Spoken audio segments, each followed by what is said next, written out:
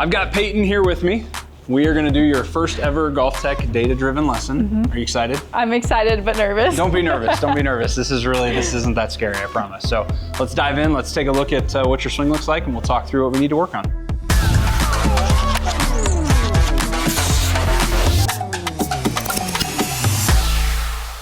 All right, so Payton, what I want you to do, I want you to hit a few shots for me, okay? You have a 7-iron there, just make some swings. I just wanna kinda see what you do right now. Doesn't matter whether it's good, bad, great, no big deal. So you just make some swings and we'll kind of talk about what we see. So while you're doing this, just to give everybody a little bit of background on your golf and like what you've done so far. Like talk to me a little bit about your experience, your frustrations. I have been golfing like every now and then for 5 years, like the occasional weekend golfer. Okay. But I always hit it right. And like that? Like that, okay. It always goes right. My driver is my best club. I just like hitting it far. Okay. But I'd say I'm on average okay, but it always goes right. Okay. I never normally go left. Always goes right. How is contact generally? Would you say you hit it pretty well? Hit the ground sometimes before the golf ball? With irons, I hit it pretty well. Okay. With a driver, I will hit the ground first, which is weird. And same with like woods. I'll hit before the ball. Okay, fair enough. Hit a couple more and then we'll take a look at what's going on. There's your way to the right. Yeah. That's okay. How's the distance overall based off of just like the people you play with or like people that you feel like are similar ability I feel like the distance is always pretty similar. Okay. As long, if I have good contact on it, it's pretty good. Okay, fair enough. What have you done as far as lessons in the past? Anything?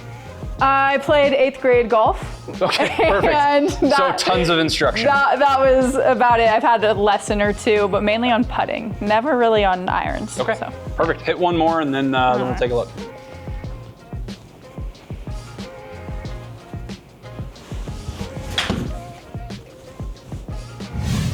So Payton, let's take a look at your swing. I've got a tour player up here. I don't need you to swing like this golfer. This is just an example of what I want you to do a little bit more of. So I want you to watch over here on the right-hand side. Notice how as this golfer makes his backswing and goes all the way to the very, very top, how his hands and club move around his body. And you can see between these two yellow lines how he does a really nice job of keeping like his hands and club in sort of that cone right there. So the best players in the world, they turn their shoulders about 88 degrees by the time they get to the top of their backswing. This helps them hit the ball really far and really straight and not slice, okay? So when we look at you, you'll see a pretty big difference. So you've got your shoulder turn at 9 degrees open at address. That's really good. Tour players are at 8 degrees, so you're really, really close here.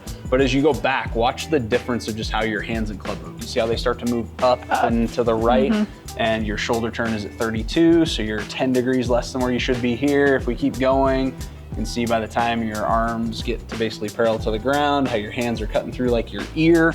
And then if we go all the way to the top of the swing, you can see how you're basically lifting your hands and club straight above your head, okay? That's not a really effective way to hit the ball straighter. So what we need to get you to do is just turn your shoulders more and move your hands more behind you, more like this golfer over here on the right. And that's gonna go a long way to helping you not slice, because what you're doing right now is swinging out to in or this direction where my finger's pointing. And that's a big reason why your ball curves to the right. Okay. Make sense? Yep, makes sense. So that's what we're gonna work on. Okay. So we have a strict 3 noodle limit. We're at 2, so we're close, okay? But what we're gonna do, we're gonna use both of these to help you get the understanding of how you need to move your hands in the club in the backswing, okay? So we're gonna get rid of this golf ball first. You don't need that quite yet. Go ahead and take your setup, just pretend there's a ball there. This blue noodle that I'm gonna use, I'm gonna put this on the ground.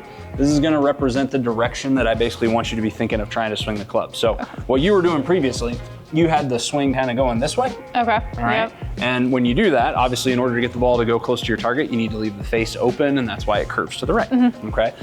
The best players, the ones who hit the ball the furthest, tend to swing more in this direction. So see how it's angled ever so slightly kind of out to the right? So that's gonna just provide you a visual to look at when you're swinging, moving your hands and club more around your body. Okay? Good on the first part? Good on the first part. Okay, this orange noodle, it's gonna go off of your shoulder right here. Okay. And what I want you to do with your arms and club is as you make a backswing, your objective is to not touch this. Think of this thing like filled with spikes, and if you hit it, it would impale your arm. That would be really bad. Okay, so we're gonna use this off of your shoulder as just a way to help you understand how to move your hands and club as you take it back. Okay. Seem okay? Yep, So we're sounds gonna good. practice a couple of these without a ball. Yeah. Just so you can get an understanding of how to move. So go ahead and take your setup.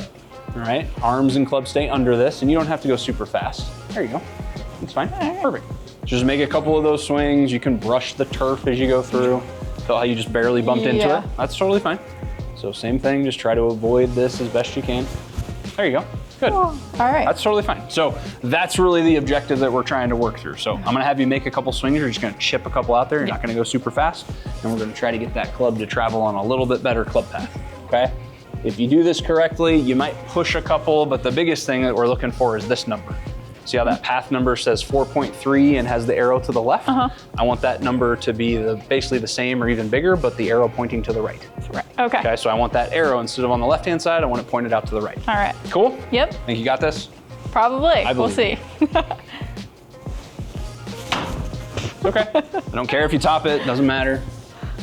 Like, we're gonna do this a few times, All just right. get a sense for kind of how we need to move. Good. Just barely touched it. Yep. Okay. So I want you to try one without this. Okay. Good. So with that swing, Payton, what's different about that? I feel it's just weird going all the way around. Like I feel Okay. like I'm going farther than just straight up and down. Yeah. Like, so you think you feel like the swing's bigger? Yeah. Okay. Cool. It doesn't have to be bigger. Like, you don't have to, like I said earlier, you don't have to make a big, massive swing, but I definitely want you to get your arms and hands traveling more around. Okay? The shots you were hitting before were going about, call it 100 yards. I want these to go like 30 or 40. Okay. So like, that's kind of the length and the speed that I want you to be thinking is I don't need you to go super fast. Okay. Good.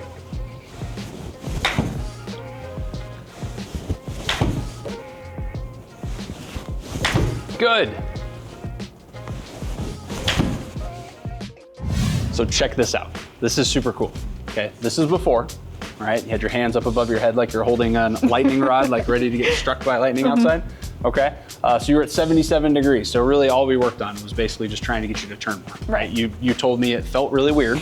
I would be shocked if it didn't feel weird, okay? But like really, what was the biggest takeaway that you had? Was it just turning more? Were you like moving your hands closer to your body? Like what were you? Yeah, I felt your hands were closer to your body, so they're not all the way out here. Sure. And then yeah, turning a little more. And I wasn't hitting it right. You were not hitting it right. So That's very true. there is that. You got the ball actually curving to the left a little bit. So you can see over here on the right-hand side, this is like your after swing. So look at the difference of where your arms are. You can see how much further behind you the club is. You've turned another, 8 degrees. So you're really close to the tour average now of 88, which is awesome.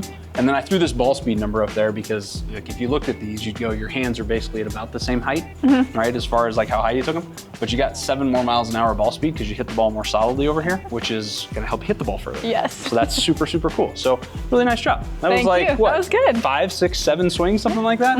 That was super cool to see. So there you go. That's kind of the first step. And then from there, what we would continue to do is, and what we'll continue to do moving forward, is just get the ball up in the air a little bit more, control the direction a little bit better, but you've got to get the club swinging on the right path in order to do some of these things. So we saw the path kind of shift more out to the right over here, as opposed to going too far to the left on this one. So it was awesome. It was good. Great yeah, job. great first lesson.